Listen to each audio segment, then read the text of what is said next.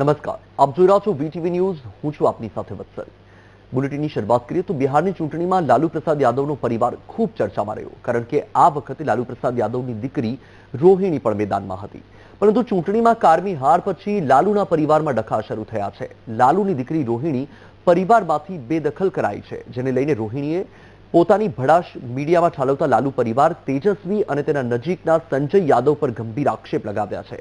પરિવારમાંથી કાઢી મૂક્યા પછી રોહિણીએ કેવા ખુલાસા કર્યા, તમે ખુદ જુઓ આ રિપોર્ટમાં.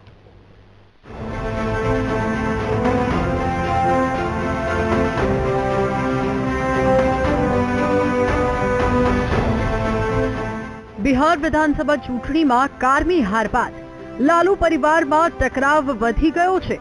રાજકારણ છોડવાનો અને પરિવાર સાથેના સંબંધો તોડવાનો નિર્ણય જાહેર કર્યાના એક દિવસ પછી રોહિણી આચાર્યએ સોશિયલ મીડિયામાં 2 પોસ્ટ કરી, જેમાં તેજસ્વી યાદવ અને સંજય યાદવ પર ગંભીર આરોપો લગાવ્યા. બિહારની રાજનીતિમાં ખળબળાટ મચી ગયો. રોહિણીની પોસ્ટ જોઈએ તે પહેલા તેણે આપેલા નિવેદનને સાંભળો. इतना मार्मिक पोस्ट और आज इस तरह का पिताजी को छोड़ने की बात कर दी आपने, क्या हुआ? नहीं, मेरा कोई परिवार नहीं है. अब ये जाकर के आप संजय, रमीज, तेजस्वी यादव से पूछिए. मेरा कोई परिवार नहीं है. कोई लोग निकाला है हमको परिवार से, क्योंकि रिस्पॉन्सिबिलिटी लेना नहीं है उनको. पूरा दुनिया बोल रहा है जो चाणक्य बनेगा तो चाणक्य से आप सवाल पूछिएगा. जब कार्यकर्ता चाणक्य से सवाल कर रहा है, पूरा देश दुनिया सवाल कर रहा है कि पार्टी का ये ऐसा हाल क्यों हुआ. अब जब संजय, रमीज, इन लोग का नाम लीजिए तो आपको घर से निकाल दिया जाएगा, आपको बदनाम किया जाएगा, आपको गाली दिलवाया जाएगा, आपके ऊपर चप्पल उठा करके मारा जाएगा. हम उनके गोद में खेले और जिस तरह की बात वो कर रही है वो बिल्कुल सही बात कर रही है. अपने जगह पे वो बिल्कुल सही है. एक महिला होने के नाते, एक माँ होने के नाते, एक बहन होने के नाते जो वो सराहनीय काम उन्होंने किया है, शायद कोई बेटी या कोई माँ कर सकती. तो ये एक हमारे लिए और सभी महिलाओं के लिए ये पूरे तरीके से ये पूजनीय है और सदैव इनका चर्चा किया जाएगा. जब तक इतिहास रहेगा, इतिहास के पन्नों में इनका नाम रहेगा सुनहरे अक्षर से हमारी बहन का. રોહિણી યાદવની સોશિયલ મીડિયા પોસ્ટ પર નજર નાખવામાં આવે તો રોહિણીએ લખ્યું કે ગઈકાલે મારી સાથે દુર્વ્યવહાર કરવામાં આવ્યો અને કહેવામાં આવ્યું કે હું ગંદી છું અને મેં મારા પિતાને મારી ખરાબ કિડની આપી, કરોડો રૂપિયા લીધા, ટિકિટ લીધી અને પછી ખરાબ કિડની આપી. હું બધી જ પરિણીત દીકરીઓ અને બહેનોને કહેવા માંગુ છું કે જ્યારે તમારી માતાના ઘરે દીકરો કે ભાઈ હોય તો ભૂલથી પણ તમારા ભગવાન જેવા પિતાને બચાવશો નહીં. તમારા ભાઈ જે તે ઘરનો દીકરો છે તેને જ કહો કે તે પોતાની અથવા તેની કોઈ હરિયાણવી મિત્રની કિડની અપાવી દે. આવી જ રીતે રોહિણીએ 2 સોશિયલ મીડિયા પોસ્ટમાં પોતાની ભડાશ ઠાલવી. લાલુ પરિવારમાં ચૂંટણીમાં હાર પછી હાલ પારિવારિક ઝઘડા વધ્યા છે. તેવામાં રાજકીય પક્ષોને પણ બિહારમાં એક નવો મુદ્દો રમવા માટે મળી ગયો છે. ये जरूर दिख रहा है कि जिन लोगों ने पूरे बिहार को चलाने के सपने देख रहे थे वो परिवार भी नहीं चला पा रहे. रोहिणी आचार्य ने बहुत सारी बात कल मैं सुन रहा था, बहुत ही आपत्तिजनक. सवाल पूछने पे चप्पल से पिटाई हो सकती है, सवाल पूछने पे आपको घर से बाहर निकाला जा सकता है. ये कहीं न कहीं उस मानसिकता का परिचायक है जिस जंगल राज के लिए पूरा शासन जाना जाता था. मैं ईश्वर से प्रार्थना करता हूँ इन लोगों की अंदरूनी समस्याएं ठीक. મહત્વનું છે કે લાલુ પરિવારમાં ડખાનું મુખ્ય કારણ પાર્ટીના ચાણક્યને માનવામાં આવે છે. એવું કહેવાય છે કે ચૂંટણીમાં કારમી હાર પછી તેજસ્વીના નજીકના સાથી સંજય યાદવને લઈને લાલુ પરિવારમાં ઘમાસાણ ચાલી રહ્યો છે. કિડનીનું દાન કરનાર લાલુની પુત્રી રોહિણી આચાર્યએ પાર્ટી અને પરિવારમાંથી પોતાને દૂર કરી દીધા છે. તે પણ ગઈકાલે મોડી રાત્રે રાબડી દેવીના નિવાસસ્થાનેથી નીકળી ગઈ હતી. સાથે જ મારો કોઈ પરિવાર ન હોવાની પણ વાત કરી હતી. લાગે છે કોંગ્રેસ મુક્ત ભારતની જેમ આરજેડી મુક્ત બિહાર ભવિષ્યમાં બને તો નવાઈ નહીં. Bureau report, VTV news. નેપાળમાં જેન્ઝીના પ્રદર્શને શું તખ્તાપલટ કરી કે તેની અસર હવે વિશ્વમાં જોવા મળી રહી છે. નેપાળ અને બાંગ્લાદેશ પછી મેક્સિકોમાં પણ ભ્રષ્ટાચાર સામે હજારો જેન્ઝી પ્રદર્શન પર ઉતરી આવ્યા છે અને હવે આ પ્રદર્શન હિંસક બન્યું છે. શું છે આ હિંસા પાછળના પરિબળો, આવો જોઈએ.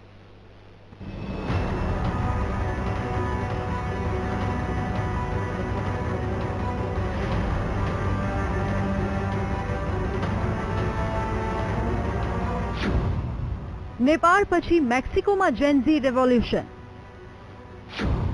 હવે મેક્સિકોના યુવાનો ઈચ્છે છે તખ્તાપલટ. રાષ્ટ્રપતિના સત્તાવાર નિવાસસ્થાનનો ઘેરાવ. મેક્સિકોમાં હજારો જેન્ઝી વધતા ગુના, ભ્રષ્ટાચાર, હિંસા માટે સજા મુક્તિ અને જાહેર સલામતીના ભાવનો વિરોધ કરવા માટે રસ્તાઓ પર ઉતર્યા. જેન્ઝીએ રાષ્ટ્રપતિના સત્તાવાર નિવાસસ્થાન નેશનલ પેલેસની સુરક્ષા દિવાલો તોડી નાખી. વિરોધીઓએ પોલીસ પર પથ્થરો, હથોડા, ફટાકડા, લાકડીઓ અને સાંકળોથી હુમલો કર્યો. પોલીસે પણ તેમને વિખેરવા માટે ટીયર ગેસનો ઉપયોગ કર્યો. પરંતુ ભ્રષ્ટાચાર સામે હવે લડી લેવાના મૂડ સાથે રસ્તા પર ઉતરેલા જેન્ઝી હવે કોઈ પણ કાળે પીછેહટ કરવા તૈયાર નથી. પોલીસ સાથેના ઘર્ષણમાં અસંખ્ય યુવાનો ઘાયલ પણ થયા છે. પરંતુ ભ્રષ્ટાચારીઓને હટાવવા અને તખ્તાપલટ માટે યુવાનો કોઈ પણ અથડામણનો સામનો કરવા માટે જાણે તૈયાર હોય તેવું જોવા મળી રહ્યું છે. જેન્ઝી ઈચ્છે છે ભ્રષ્ટાચાર મુક્ત મેક્સિકો. સલામતી અને આરોગ્ય સંભાળની માંગ. વિરોધ પ્રદર્શનોમાં જેન્ઝી જાપાની કોમિક બુક વન પીસના પાત્ર લફીનો ઉપયોગ તેમના પ્રતીક તરીકે કરી રહ્યા છે. વિરોધીઓ ખોપરીની ટોપીનું પ્રતીક લઈને જોવા મળે છે, જે લફીનો ટ્રેડમાર્ક છે. યુવાનોનું કહેવું છે લફી એક જગ્યાએથી બીજી જગ્યાએ જાય છે, લોકોને ભ્રષ્ટ અને સરમુખત્યારશાહી શાસકોથી મુક્ત કરાવે છે. અહીં પણ પરિસ્થિતિ એવી જ છે. અમે હવે ચૂપ નહીં રહીએ. જે રીતે હિંસક પ્રદર્શન થઈ રહ્યું છે, હજારોની સંખ્યામાં યુવાનો રસ્તા પર ઉતર્યા છે, તેને જોતા તો એવું જ લાગે છે કે નેપાળની જેમ મેક્સિકોમાં પણ જેન્ઝી તખ્તાપલટ ઈચ્છે છે. Bureau report, VTV news. જે બાંગ્લાદેશના લોકોએ શેખ હસીનાને દેશ છોડવા મજબૂર કર્યા હતા, હવે તે જ બાંગ્લાદેશમાં શેખ હસીનાના સમર્થનમાં હિંસા ફાટી નીકળી. આવું કેમ થયું અને કેમ મોહમ્મદ યુનુસના વલણનો થઈ રહ્યો છે વિરોધ, આવો જોઈએ.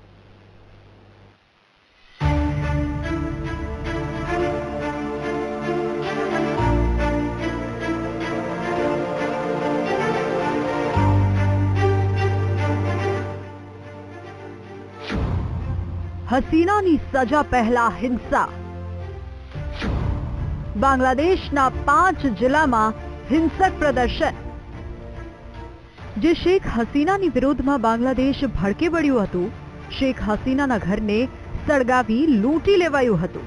આજે તે જ શેખ હસીના માટે ફરી એકવાર બાંગ્લાદેશમાં હિંસક આંદોલન શરૂ થયું છે. માનવતા વિરોધના ગુનાના કેસમાં બાંગ્લાદેશના પૂર્વ પ્રધાનમંત્રી શેખ હસીનાને સજા સંભળાવવાના 2 દિવસ પહેલા જ આગચંપી અને હિંસાની ઘટના વધી રહી છે. હસીનાના સમર્થકોએ ઢાકા સહિત 5 જિલ્લામાં હાઈવે જામ કરી દીધા છે. સરકારે કાયદો અને વ્યવસ્થા જાળવવા માટે શહેરમાં 12 વધારાના બોર્ડર ગાર્ડ બાંગ્લાદેશ યુનિટ તૈનાત કર્યા છે અને તેઓ સતત પેટ્રોલિંગ કરી રહ્યા છે. છતાં પણ શેખ હસીનાના સમર્થકો પાછી પાની કરવા તૈયાર નથી. સૌથી મહત્વની વાત એ છે કે રાજધાનીના મુખ્ય વિસ્તારોમાં અર્ધલશ્કરી દળોની તૈનાતી વધારી દેવામાં આવી છે, જ્યાં હાલના દિવસોમાં વાહનોમાં આગચંપી અને તોડફોડની ઘટનાઓ નોંધાઈ છે. યુનુસ સરકાર સામે હવે હસીનાના સમર્થકો ભારે. ઢાકામાં હિંસાના પગલે વધારાઈ સુરક્ષા. અગાઉ બાંગ્લાદેશ સરકારે પરિસ્થિતિને નિયંત્રિત કરવા અને કોઈ પણ પ્રકારની અરાજકતાને રોકવા માટે ઢાકા અને આસપાસના જિલ્લાઓમાં બીજીબીની 14 ટુકડીઓ તૈનાત કરી હતી. પરંતુ હવે પરિસ્થિતિ વણસી રહી હોય તેવું લાગી રહ્યું છે. હાલ તો બાંગ્લાદેશમાં પણ ભારેલા અગ્નિ જેવી સ્થિતિ છે. તેવામાં યુનુસ સરકારને આ હિંસા ભારે પડે છે કે હિંસાને ડામવામાં સરકાર સફળ રહે છે તે જોવું રહ્યું. Bureau report, VTV news. સત્તામાં આવ્યા પછી વિશ્વ સમક્ષ બડાઈ મારતા યુએસ રાષ્ટ્રપતિ ડોનાલ્ડ ટ્રમ્પ હવે પોતાનું વલણ નરમ કરી રહ્યા છે. દેશમાં ચાલી રહેલી મંદી અમેરિકાને ફરીથી મહાન બનાવવાના તેમના વિઝનને કંઈક અંશે કલંકિત કર્યું છે. પરિણામે ટ્રમ્પે કૃષિ ઉત્પાદનો પર ટેરિફમાં નોંધપાત્ર ઘટાડો કરવાની જાહેરાત કરી છે, જેનાથી હવે ભારતીય બજારના કયા વેપારીઓને ફાયદો થશે, આવો જોઈએ. રાષ્ટ્રપતિ ટ્રમ્પની ટેરિફ યોજના નિષ્ફળ. ભારતીય ચા અને મસાલા વેપારીઓને થશે ફાયદો. ભારતીય મસાલા વેપારીઓ અને ચા ઉત્પાદકોને ફાયદો થવાની અપેક્ષા છે.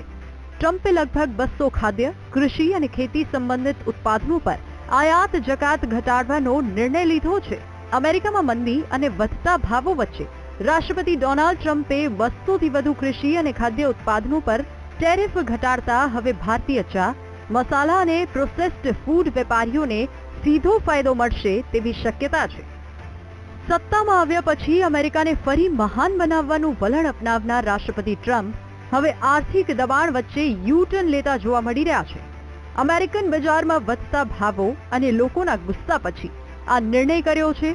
જો કે ભારતીય પ્રોડક્ટ્સ જેમ કે મરી, લવિંગ, હળદર, આદુ, કોકો પ્રોડક્ટ્સ, ફળોના રસ, કેરીના ઉત્પાદનો અને કાજુ આ બધું જ હવે અમેરિકન બજારમાં વધુ સ્પર્ધાત્મક બનશે.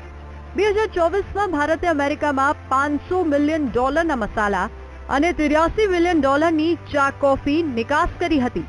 હવે આ આંકડો વધુ ઊંચો જાય તેવી આશા છે. $491 મિલિયન પ્રોસેસ્ડ ફૂડ, $359 મિલિયન મસાલાના વેપારીઓ સૌથી મોટા લાભાર્થી બનશે. ડ્રાયફ્રૂટ્સ અને ફળો જેમ કે નારિયેળ, કેરી, જામફળ, અનાનસ અને કાજુ આ સેગમેન્ટના વેપારીઓને પણ ફાયદો થવાની શક્યતા છે. ટેરિફ ઘટાડો એ સમય આવ્યો છે જ્યારે અમેરિકામાં ફુગાવો વધી રહ્યો છે અને તાજા પેટા ચૂંટણીઓમાં રિપબ્લિકન પાર્ટીને મોટો ઝટકો લાગ્યો છે.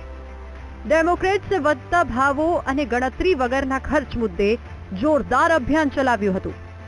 આ પ્રતિક્રિયામાં ટ્રમ્પે ટેરિફમાંથી મળેલી રકમનો ઉપયોગ નાગરિકોને $2,000 ચેક આપવા અને મીટ પ્રોસેસિંગ ઇન્ડસ્ટ્રીઝની તપાસ શરૂ કરવાની જાહેરાત કરી છે. એક તરફ અમેરિકામાં આર્થિક દબાણ છે અને બીજી તરફ ભારતીય વેપારીઓ માટે ખુલતા નવા રસ્તા જોવા મળી રહ્યા છે. ટ્રમ્પની આ ટેરિફ છૂટથી ભારતના કૃષિ અને ફૂડ નિકાસને આવતા મહિનાઓમાં નોંધપાત્ર વધારાનો લાભ મળે તેવી શક્યતા છે. Bureau report, VTV news. આજકાલ બે લોકો વચ્ચે પ્રેમ થાય તો લોકો પરિવારથી વિરુદ્ધ જઈને સાથે રહેવા માટે મૈત્રી કરાર કરે છે. પરંતુ આવો જ એક મૈત્રી કરાર ચૂડા તાલુકામાં એક મહિલાને ભારે પડ્યો. આર્મી મેનને પ્રેમ કરવાની સજામાં મોત મળ્યું છે. ત્યારે કોણે કરી યુવતીની 15 છરીના ઘા ઝીકીને હત્યા, આવો જોઈએ.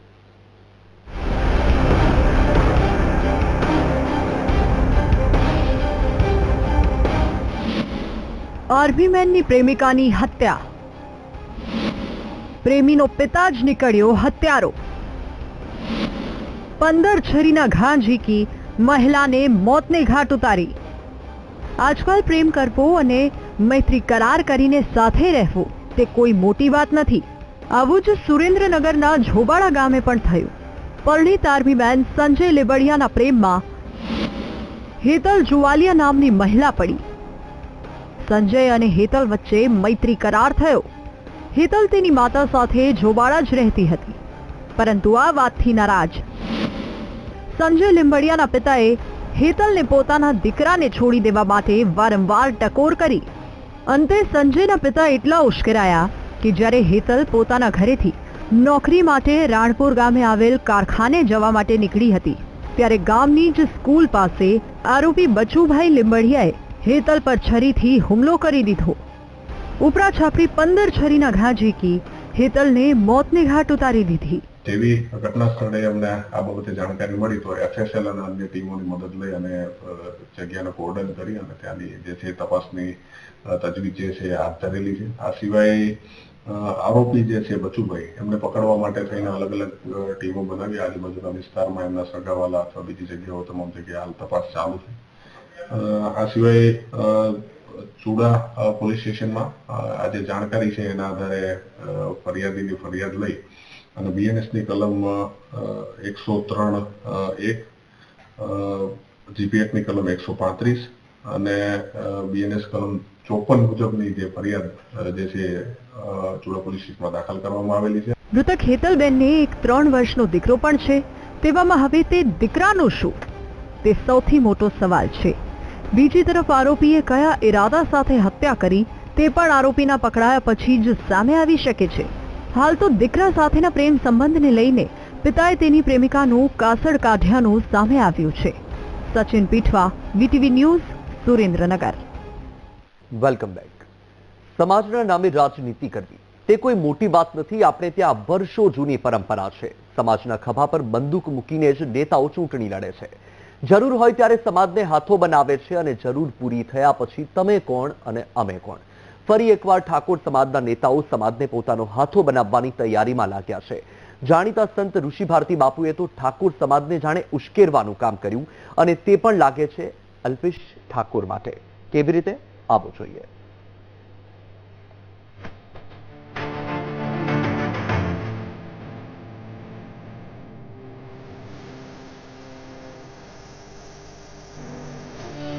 મેં તો સમાચાર સાંભળતો હતો, મને ગૌરવ થતો હતો કે આપણા અલ્પેશજીને ડેપ્યુટી સીએમમાં લેશે. એના માટે બહુ પ્રયાસ ચાલુ હતા. સાંભળ્યું ને, ઋષિ ભારતી બાપુ તો એવું માનતા હતા કે સમાજમાંથી આવતા અને ગાંધીનગર દક્ષિણ વિધાનસભાના ધારાસભ્ય અલ્પેશ ઠાકોરને નાયબ મુખ્યમંત્રીનું પદ મળશે. પરંતુ તેને નાયબ મુખ્યમંત્રી તો દૂર, મંત્રી પણ ન બનાવ્યા. બધા જ જાણે છે કે ગરજતે બાદલ બરસતે નહીં. અલ્પેશ ઠાકોરે ખૂબ શક્તિ પ્રદર્શનો કર્યા હતા, પરંતુ સમાજના નામે શક્તિ બતાવવામાં મંત્રી પદથી દૂર રહી ગયા.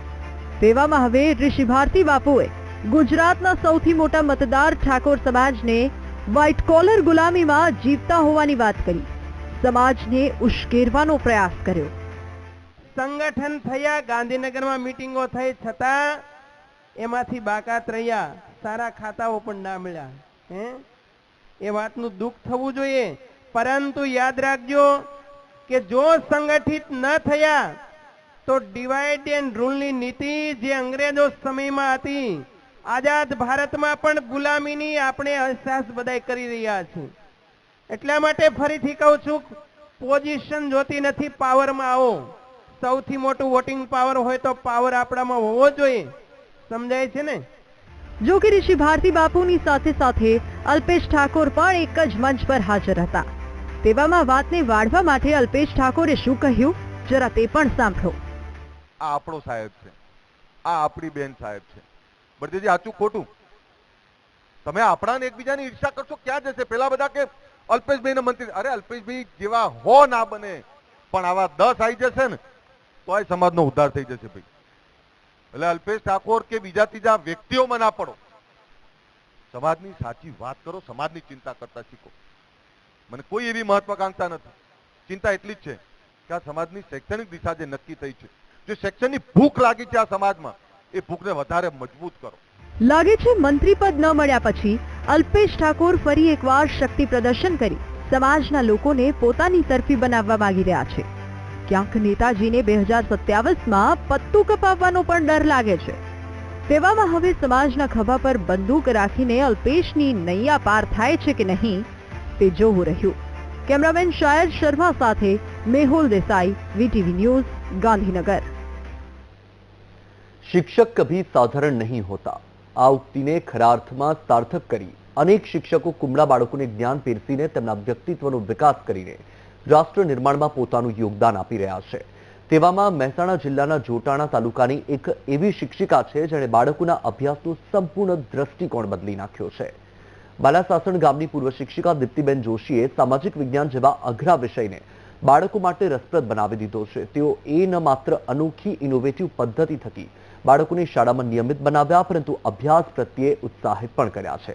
શું હતું ઇનોવેશન? કેવી રીતે બદલાઈ બાળકોની દુનિયા? ચાલો જોઈએ આ ખાસ રિપોર્ટમાં.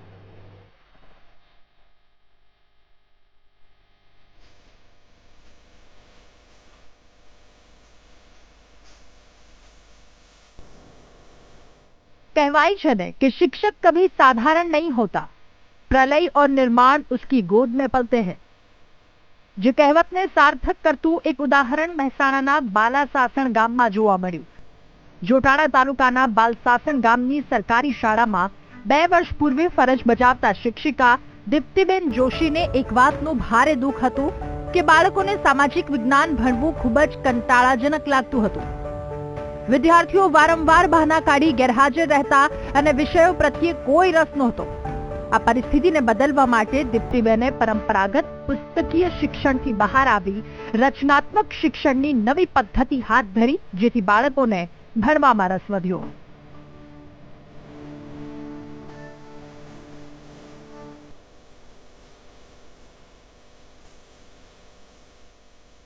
અમને ખૂબ મજા આવે. અમે દરરોજ સવારે અમને દીપ્તિબેન સામાજિક વિજ્ઞાનના ઉખાણા મોકલે તો અમે દરરોજ સવારે તેનો જવાબ શોધીને બેનને મોકલીએ અને પરીક્ષામાં અમે સરળતાથી લખી શકીએ છીએ.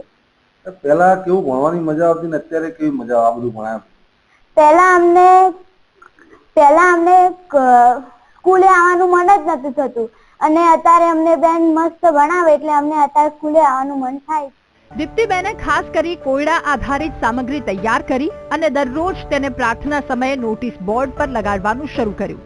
બાળકોને કહેવામાં આવતું કે બીજા દિવસે જે બાળક સૌથી પહેલા આ કોયડાનો સાચો ઉત્તર લાવશે તેને પ્રોત્સાહક ઇનામ આપવાની જાહેરાત કરી. ઉપરાંત શાળામાં બધા વિદ્યાર્થીઓની હાજરીમાં બાળકનું સન્માન કરવાનું શરૂ કર્યું. આ રમતિયાળ પદ્ધતિએ વિદ્યાર્થીઓમાં હલચલ મચાવી દીધી.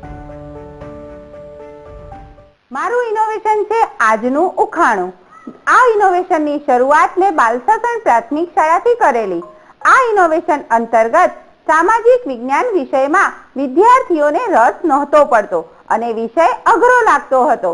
આ સમસ્યાના સમાધાન માટે મને એવું લાગ્યું કે એવું કંઈક કરવું જોઈએ કે જેથી વિદ્યાર્થીઓ સામાજિક વિજ્ઞાન વિષય સરળતાથી શીખી શકે. દીપ્તિબેન જોશીના આ રચનાત્મક શિક્ષણથી વિદ્યાર્થીઓ પણ ખૂબ ખુશ જોવા મળતા. જે વિદ્યાર્થીઓને પહેલા શાળામાં આવવું ગમતું નહોતું તેઓને શાળામાં આવવું હવે ગમવા લાગ્યું. વિદ્યાર્થી રાત્રે જ નિર્ણય કરી લે કે સવારે કોયડો ઉકેલી ઇનામ જીતવાનું છે. વિદ્યાર્થીઓને દીપ્તિબેનના આ શિક્ષણ પદ્ધતિથી અભ્યાસમાં રુચિ વધવા લાગી. વિદ્યાર્થીઓની સાથે સાથે વાલીઓ પણ ખુશ જોવા મળ્યા. આ પદ્ધતિએ બાળકોને સંપૂર્ણ રીતે બદલી નાખ્યા. જે બાળકો શાળાએ જવાના બહાના કાઢતા હતા હવે તેઓ સામે ચાલી અને શાળામાં જવા તૈયાર થયા છે. દીપ્તિબેન જોશીનું આ રચનાત્મક શિક્ષણ આજે પણ સમગ્ર જિલ્લામાં ચર્ચાનું કેન્દ્ર બન્યું છે. એમના 2 વર્ષના સતત પ્રયાસોથી પરિણામ આજે સ્પષ્ટ દેખાઈ રહ્યું છે. બાળકો અભ્યાસમાં રસ લેતા થયા છે અને પરીક્ષામાં પણ સુધારો નોંધાયો છે. સુધીર નાઈ, VTV ન્યૂઝ, મહેસાણા.